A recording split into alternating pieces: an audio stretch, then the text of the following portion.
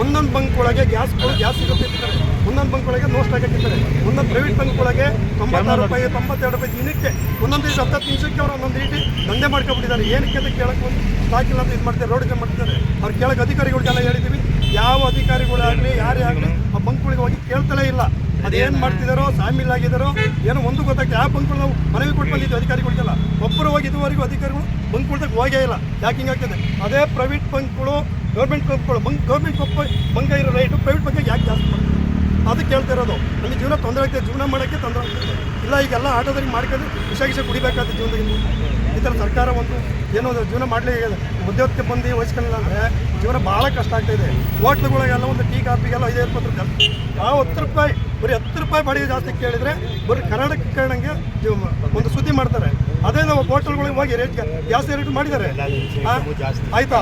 ಅದಕ್ಕೆ ನಮ್ಮ ಆಟೋದರಿಗೆ ಯಾಕೆ ಈ ಥರ ಜೀವನವನ್ನು ಕೊಡಿ? ಇಲ್ಲಿಂದ ಅಲ್ಲ, ಬರೀ ಕರ್ನಾಟಕ ಆಗಲಿ ನಮಗೆಲ್ಲ ಬೇರೆ ಕಡೆ ಬೇರೆ ಕರ್ನಾಟಕದಲ್ಲ ಆಗಲಿ ಸುತ್ತಾಡ್ಕೋಬೇಕು. ಅದಕ್ಕೆ ಜೀವನ ಮಾಡೋದು ಹೆಂಗೆ ಅದು ನಮಗೆ ಭಾಳ ಕಷ್ಟ ಆಗಿದೆ.